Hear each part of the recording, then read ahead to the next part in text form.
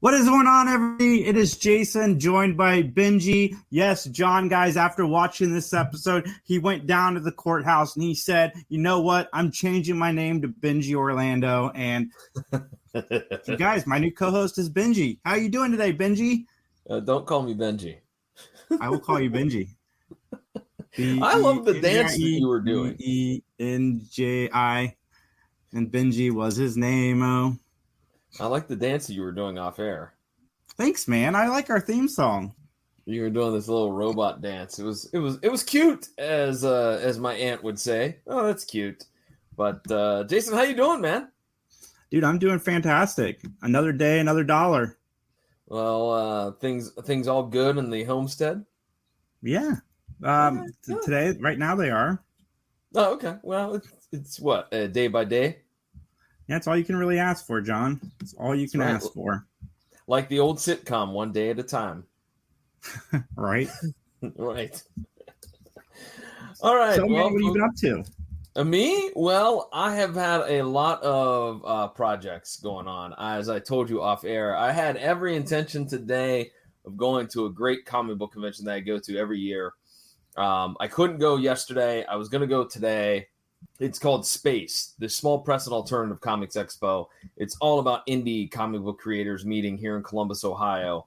I had every intention of going, and then I woke up this morning to a bathroom sink that was leaking profusely. And so that took up most of my afternoon fixing, and then I scuttled on over to my girlfriend's house to help her with a project as well, building a shed. So I have been like this old house today. I mean, kind of like a younger Bob Vila, if you will. Nice, man. That is a lot of adulting for one day. I don't recommend that to anybody out there. I was very bummed that I didn't get to go to Space because it's some people that I know were going to be there. So it was going to be a good reunion, a good chance to chew the fat a little bit, as they say, and find out what people got going on. But hey, man, it is what it is, you know? Adulting stinks sometimes. It does, man. And you know what I learned today, John? I learned that redial wasn't a thing until I was like 8 years old. I always thought redialing had been around for so long, but redialing like came into the 90s and then it like left in the 90s, the cell phone. So redialing had a very short like lifespan.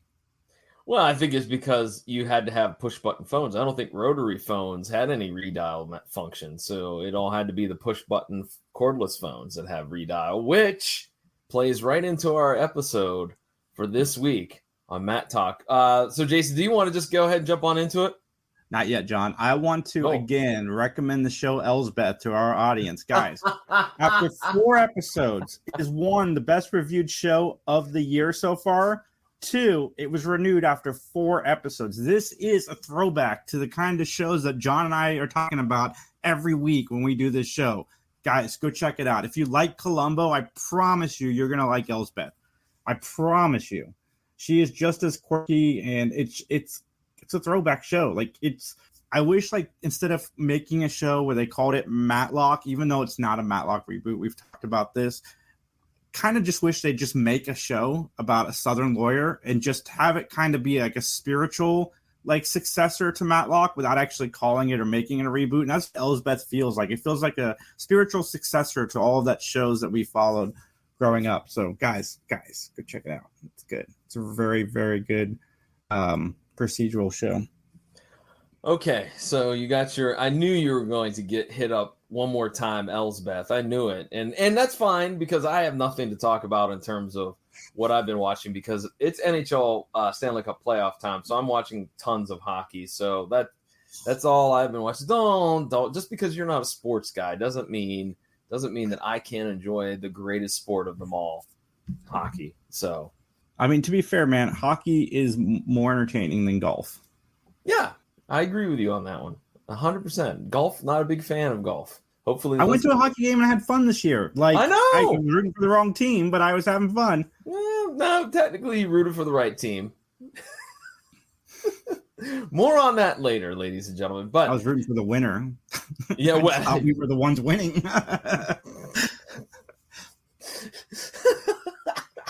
I love the fact that you just was like, I'm gonna root for the guys in white. Yeah, that's it. They were in red too. I was rooting for the Mighty Ducks colors from Mighty Ducks 2 because Max and I made an analogy before the game started and it just stuck in my head. Okay. All right. Is that right? No, I rooted for the black team, didn't I? I don't remember. Anyway. You don't recall. That's all right. It was a while ago. That's fine. You enjoyed it. And so therefore you could give me some credence in what I've said that it's cool to watch hockey. It's fine. Yeah. Plus I got free pizza. Thanks to Justin. With that, let's get into our opening statements. The episode this week is called The Madam and originally aired on October 2nd, 1990. Before we go any further, I was so stoked when I pulled this DVD out from the DVD collection and I saw The Madam because you know why, Jason? I was stoked. Why is that? I was stoked because I knew we were going to get Giddy Ben. Awkward Ben. Awkward Ben, as we talk about all the time.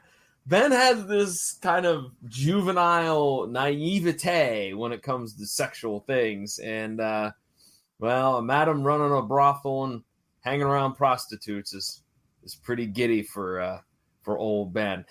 All right, let's talk about some guest stars. And ladies and gentlemen, I talked about it on the last episode, and I was right. Last episode, I said that Ben should have been saved by Punch and John from Chips. And guess who's on this episode?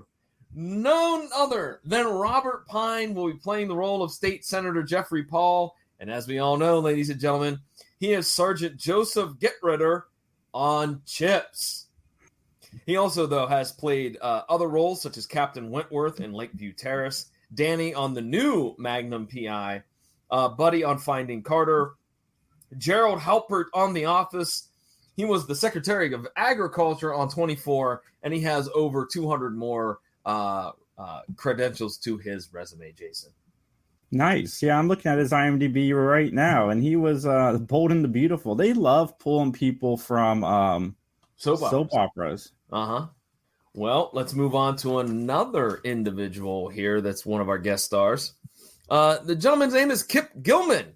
He'll be playing the role of Dr. Campbell, which you may also know him from a previous episode of Matlock. That's right. Kip Gilman was the individual. He played the individual, named Sonny Hutton, season 1, episode 10, called The Angel. And Jason, you can't forget this one. I know you can't forget this one because it, of course, was the episode where Angel was a rock star party girl accused of murder, guest starring Jonathan Frakes and our friend Scott Valentine.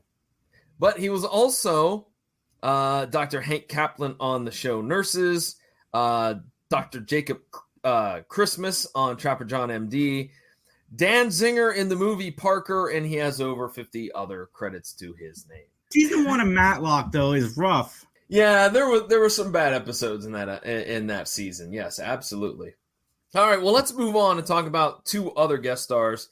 The first one, this guy has quite the name, Noble Willingham. He will be playing the role of Reverend Phelps. You may also know him as Clay Stone in City Slickers 1 and 2. He appeared in several episodes of Walker, Texas Ranger, including many of the TV movies. He was also Zebulon Cardoza in the Hudsucker Proxy, John Binford on Home Improvement, nice. Gene on Quantum Leap, General Taylor in Good Morning Vietnam, and over 100 other credits to his name. I'm assuming that John Binford was... Quantum Leap is a great show. Everybody should check it out. Everybody should check out the new Quantum Leap. I signed a petition today to get it renewed because Quantum Leap, both series, neither one has a proper series finale. And NBC, you gave us a good show with the reboot. Give us a final movie where you wrap up both series. It'll work better when you sell it to syndication because the show will have an ending and people like that more than if you don't. Well, also, Jason, real quick, I'm assuming that with Mr. Noble Willingham, that he played the role of John Binford. I'm assuming that is somebody that related to Binford Tools on the show. I think so. I think that was the president of Binford Tools. Okay. All right. Well, let's talk about our last guest star, Elizabeth Grayson. Hold on. What? He was also an Ace Ventura Pet Detective. Who? Noble Willingham? Yep. Okay.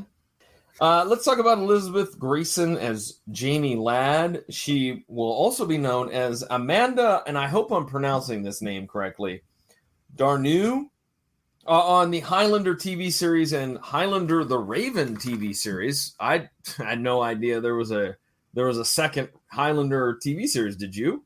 I did not, but hot take. I'm not a fan of anything Highlander. Like really? I keep trying to watch the first movie and I'm bored every time, really? So I stop watching it. Yeah, maybe I'm gonna try it again. I keep trying. I mean, eventually Star Trek 1 got to me when I stopped being bored and really enjoyed the movie. So maybe I just gotta build up that Stockholm syndrome with the movie and I'll enjoy it. Okay. Well, let's go back to talking about Miss Elizabeth Grayson. She was also Jasmine in The Death of the Incredible Hulk. She was Ricky Yeager on Renegade, and she played Melissa in the Steven Seagal epic, Marked for Death. That's one of the Steven Seagal movies I enjoy. Marked for Death, Hard to Kill, and Above something. Above the Law, Above maybe? the Law. Whatever the first three were, I dig. I've never seen Under Siege, and I did like Exit Wounds with DMX. Van Damme's DMX! Wasn't the famous story that DMX, like, they were shooting a scene, and he ran from one side of the set to the other side of the set, and a gun fell out, and out of somewhere. Nobody knew where it came from, but it was DMX's gun, and they were like, what are you doing? Why do you have a gun here? I don't know that story, man, but I think that was a story Tom Arnold shared, I believe. Well, Tom Arnold was in Exit Wound, and he's one of the reasons I like that movie. Him and Anthony Anderson have good chemistry. Okay. All right. Well, Jason, it's time for me to ask you a question, and that question is this. Are you ready to give an opinion, your opinion, and only your opinion, so help you? I do. So then it's time. Testify! Time to testify!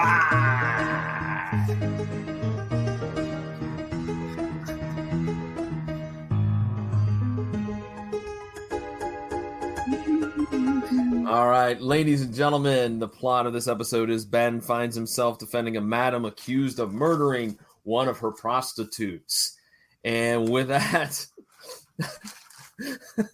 as I turn to my notes, I can't believe I just said murdering one of her prostitutes. But nonetheless, opening scene, we see a pile of clothes. They're very fancy clothes, no less. A little black book. Somebody calling somebody, perfume, and a spread of cash. Jason, did you ever have a little black book as a younger man, or even currently? No, and I had one of those handheld electronic devices that stored phone numbers, but for the most part, I just memorized phone numbers. Okay. Or I wrote them on my hand. You know what, though? Nowadays, like, I don't know about you, but I used to be really good at remembering phone numbers. And now, due to cell phones, I sometimes have to sit there and go, I don't remember what. I can remember my mom's number right off the top, but there's several of them I'm like, I've known them for years, but I got to look them up now. You know what I mean?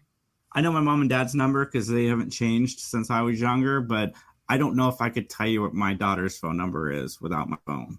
Yeah. So, hey, by the way, ladies and gentlemen, it looks like we may have a few comments coming in. Make sure that you are hitting us up with your comments, your questions, whatnot. Follow us along on the scroll there with all the contact info for our side projects and where you can get in touch with us. But again, if you're watching this, you're listening to this, give us some comments, man. Chime in. It makes us excited to talk to you. So with that, let's move to a fancy courtyard in a hotel where a red-dressed Janie walks down the stairs and catches all the men's eyes. And Jason, let's be honest. Can you blame them? Mm-mm. No. Elizabeth Grayson, a very attractive woman. Beautiful. She's meeting with the good Reverend Phelps, which I was like, wow, that's something. This is going to be a good episode if a reverend's meeting with a hooker. Anyways, Janie ends up, it's revealed after the good Reverend leaves that she was taping the conversation with the Reverend. And then the next scene that we see Janie booking an appointment for Wednesday at 7 p.m. Who was that with? That was with, of course, Jeffrey Paul, the state senator. And so Jeffrey and Janie are in bed. And they basically, Janie wants Jeffrey to like stand up to the madam. Her name is Anne, by the way, and kind of like tell her that, you know, she could go on her own, et cetera, because, you know, she's been kind of going behind the madam's back and like booking other gigs and whatnot. So, and he's like, no, I'm a senator. I can't do that. Right. Yeah, absolutely. Sorry, ladies and gentlemen, there's sirens going on behind Jason's. And it caught me off guard. I'm sorry. It's a struggle tonight, ladies and gentlemen. It's a little bit of a struggle, not going to lie to you. That's why we want you to chime in. Help us out here. Get us going. Get us back on the right page, so to speak. Anyways, Janie also recorded Jeffrey Paul. And so Jeffrey does finally meet with Madam Anne. And Anne won't budge. She's like, no. She's not leaving, et cetera, et cetera. And so as Jamie goes back, we go back to her house, right? And this is after the meeting with the madam, who, again, they kind of argued and bickered a little bit even after Jeffrey had given his 2 cents worth. As Janie undresses, we get a quick shot of her and her kid, we think. I don't know, there was a child in that picture. Jason, did you think, as I did, wow, she's got a kid? Mm-hmm. Okay. While in the tub, Janie's killed the most rudimentary way possible. I'm going to plug a hairdryer into the wall and throw it in the bathtub. All right. First of all, couldn't she have stopped it seemed like there was an exorbitant amount of time from when the killer plugs in the hairdryer. She's still saying, oh, no, she's in the bath. No. And he throws it. Like, there just seemed like there could have been like this was a silly way to die. What's your 2 cents worth? Yeah. I had to watch the episode twice because the first time I missed the hairdryer getting plugged in. So I didn't just miss that, but I watched the episode twice and I was glad it was plugged in. But one thing I do like is, I'm getting a little ahead of myself, is that when the body is discovered, they don't run up and, you know, can't contaminate the crime scene like they used to do in the first couple seasons of the show. Well, in this one, it'd be all wet. It would be gross. It'd be wet with bubble bath and sticky and all that jazz. At least you're clean. I mean, before people were just like rolling around in the blood and getting DNA everywhere, so that way they could be suspects. All right. Well, I just thought that this kind of the timing was like, you know, she could have gotten out of that bathtub, and then, you know what I mean. Like if I was right, she could have gotten out of the bathtub. And then maybe the killer could have strangled her or something like that. But it just seemed like she just waited around for the killer to throw the hairdryer in the bathtub. All right. Meanwhile, Anne is frantically trying to call Janie. Why? She wants to patch things up. Anne is rocking some amazing shoulder pads, by the way. And what do you know? Anne discovers the body. And then some dude randomly shows up, and I felt like that was not a necessary scene there. What do you say? I mean, she has to be caught by the body, so it was there for that reason. Yeah, I guess, but I don't know. I thought that could have been worked out a little better. I didn't notice it. I was just so relieved that she didn't like jump in and start swimming around with the body and just like taking selfies. Well, dude, they barely understand the concept of redial, let alone okay, well, fine. Polaroids. People do that with Polaroid cameras back in the day. Shake it like a Polaroid picture. All right. Well, we go to police headquarters, and Ben is talking to Anne, and they're talking about this tape. You know, that supposedly, or tapes, I guess you could say plural, that apparently Janie has. All right. And I wrote down, is Anne putting the moves on him? Anne is putting the moves on Ben Matlock. Yeah, she is. How would Julie feel? And she is not even subtle about it. No, she is not. Apparently, Julie doesn't exist because not one person mentions Julie. I know. Like, I thought there's a scene. Let's go ahead and talk about it. There's a scene a little bit later with Miss Hawkins and Michelle, and it's like, nobody wants to bring up and go, hey, Julie March. Yeah, Ben's kind of seeing this girl, and then the hot dog guy on the side. Yeah, I mean, I don't know. Anyways, he gets very giddy, and he gets all flustered and nervous and whatnot. So basically, Ben and Conrad, they take a tour of Janie's apartment, and Tom, the superintendent, is there, and he interrupts Tom and Conrad, and he reveals pretty much nothing. He's like, I don't know, but we find out he wasn't the superintendent. No, he has the tape. So off he speeds, and Conrad tries to catch him, but to no avail. So you said something very important in all of this, John. You said the names Michelle, Conrad, and Ben. Yes, folks, we're 3 episodes into the season, and all 3 have had all 3 people. I just was going to ask Justin, do we have any comments or anything at this time? Nope, no dice. Okay. All right, just checking. All right, let's introduce Dr. Campbell. He is a gentleman that is like a psychologist that has his own radio show. Frasier. Anyways, Dr. C, he's interviewed by Michelle, and he basically talks about that his wife is out of town. She's a Broadway performer. She's out on tour all the time. And so Michelle wants some information about whom he was talking to, he being Dr. Campbell. And he says, sorry, I can't do that. That's confidentiality. I can't break that. So we cut to a scene where Anne shows up at Ben's house and meets Ms. Hawkins. This woman she just doesn't give up, does she? No. She is all about not. Ben in this episode. Yeah. Judge Harris. I'm sorry. I was reading my notes. I couldn't figure out what I wrote down here. It's mentioned that Judge Harris is a client, and that makes Ben giddy because he knows Judge Harris, And my question is, do you think Judge Harris, fools around with the robe on or not? Didn't Conrad, or is it Ben, that said he should be more happy than... Yeah, it was Conrad. Happy. He's like, yeah, he should be happier since he's getting it all the time. Yeah. Anyways, we find out that Tom, the supposed superintendent, was actually a stooge for the state senator so he could get the tape back. And actually, I think his name was Mark. So Ben meets with the state senator, and Jeffrey Paul gives the tape to Ben. Jeffrey plays the tape, and the Reverend has to do something, or has done something to Janie's sister, and has something to do with her death, I should say. Allegedly has something to do with her death. Ben interviews the Reverend, and once again, Anne is at Ben's house. They talk about Janie's sister, and basically Janie's sister has passed on. And then it's massage time. And she starts taking off his shirt. I'm like, what is happening in this episode of Matlock? I wrote down in capital letters, Anne, stop it.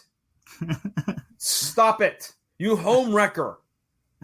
Which, Ben didn't really say no, so I guess he's equally his fault. Maybe they broke up. Is Julie in more episodes?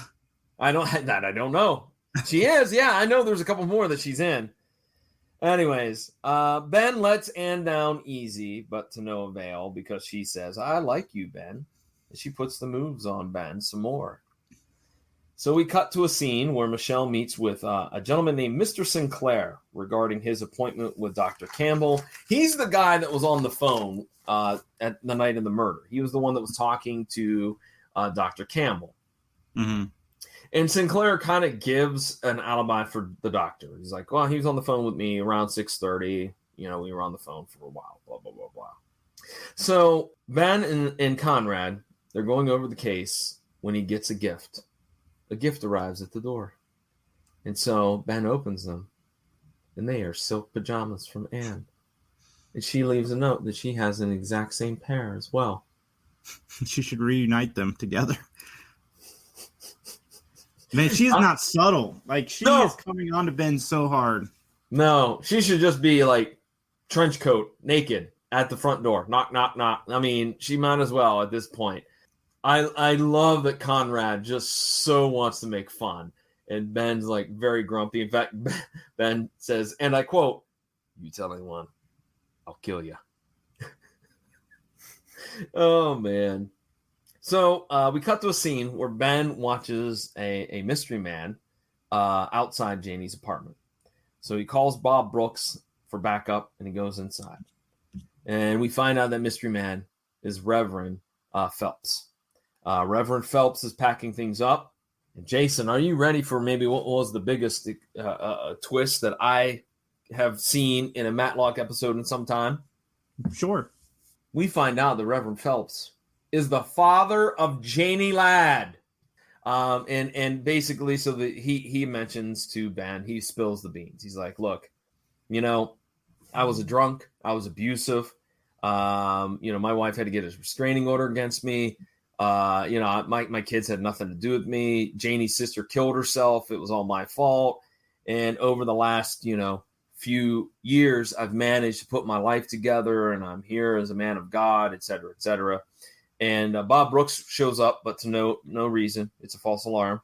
And and so we find out that the Reverend was the dad to Janie. I mean, that was a twist. I didn't anticipate. What say you? Yeah, I didn't see that coming.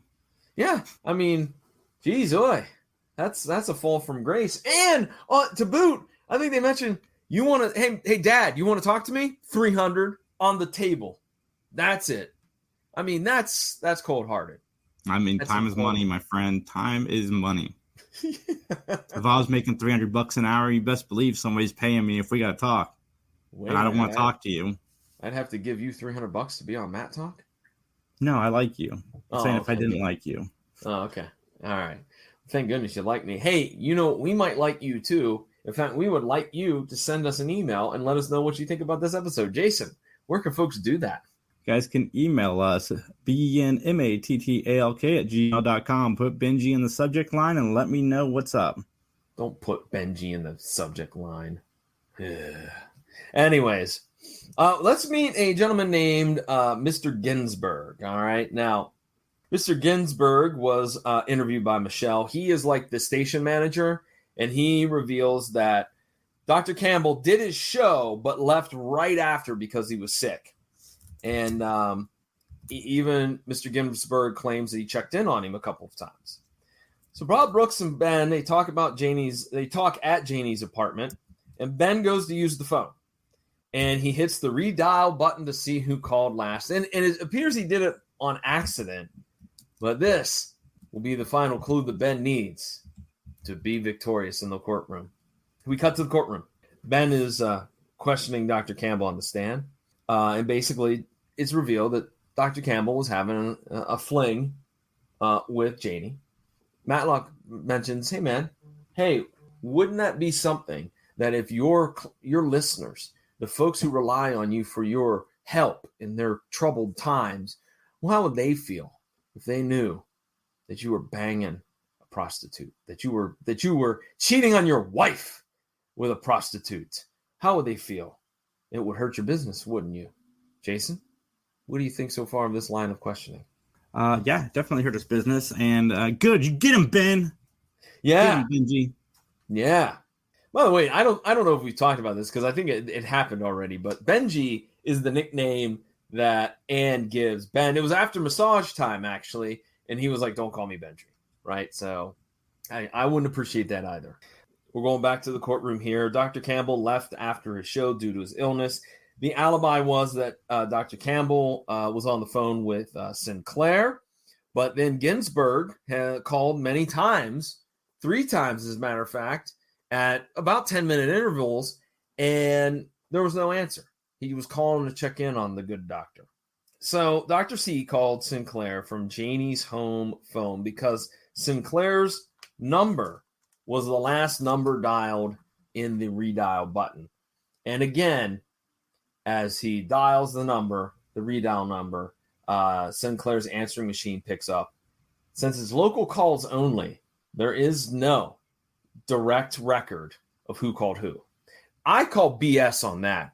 I don't think that was a thing back in 1990. Jason, are you with me on that one?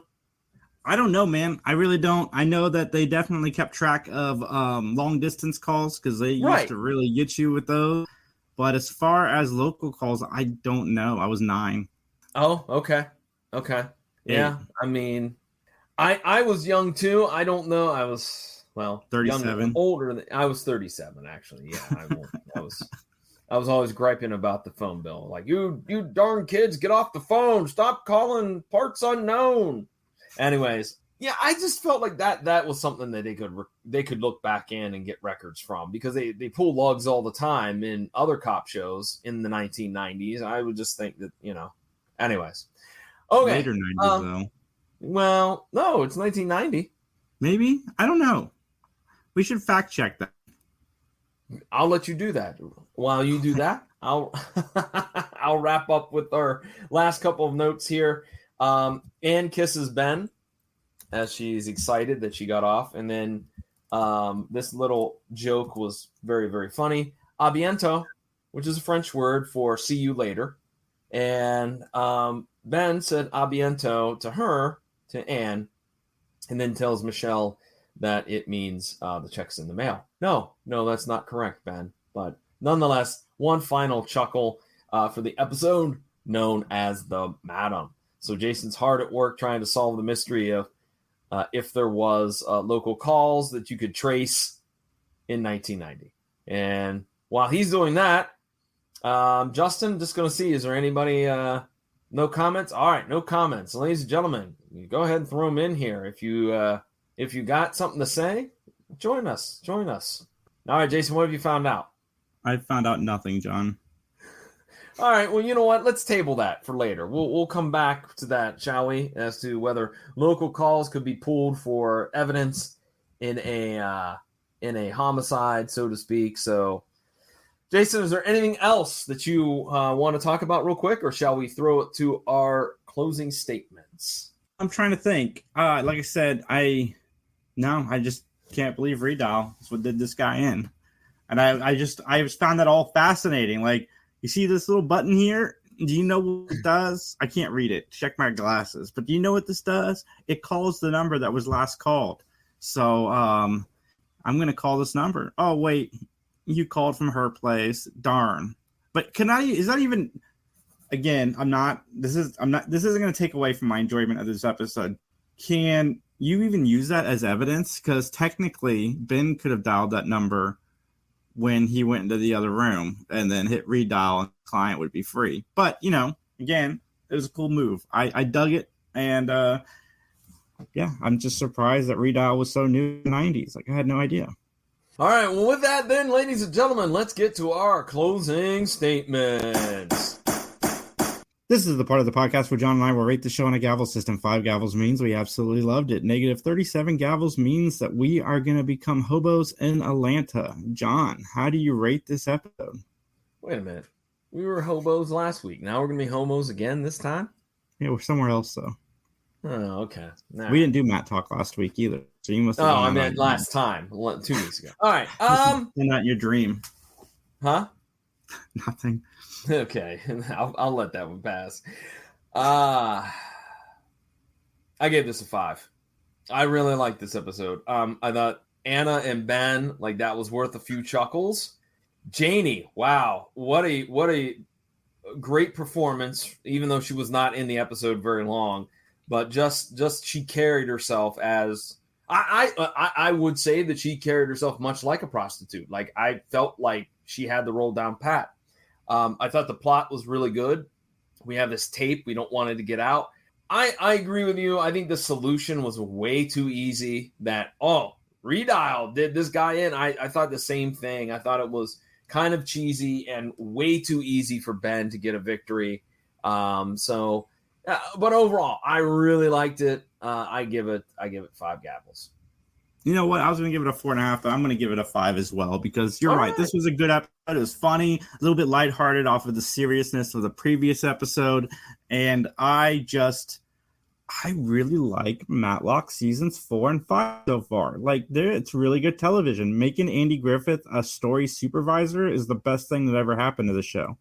Well, and then you know what, we got to give credit too, and I know we haven't always given credit to the director, but this is another Leo Penn directed episode, and so again, I think if we go back and looked at the directors of these episodes, that I bet that they have a heavy hand in whether they are top notch or not. You know what I mean? Yeah, I don't know who else is.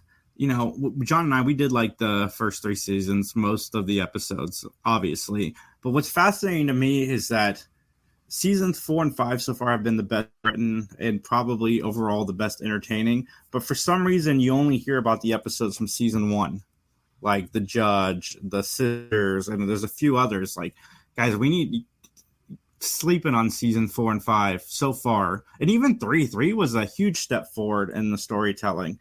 But this show is just so good now. Like, I just can't emphasize enough like how good this show was. I just dig it. And like I said, I dug the stuff before too.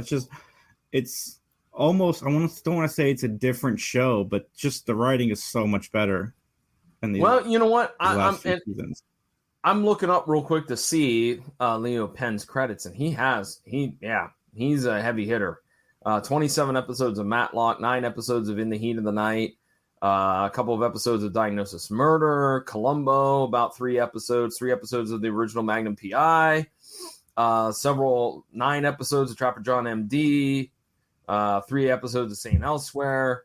So, I mean, I think again, I'm not dogging the other directors by any stretch of the imagination. I just know Leo Penn is probably the most notable, being that he has that resume.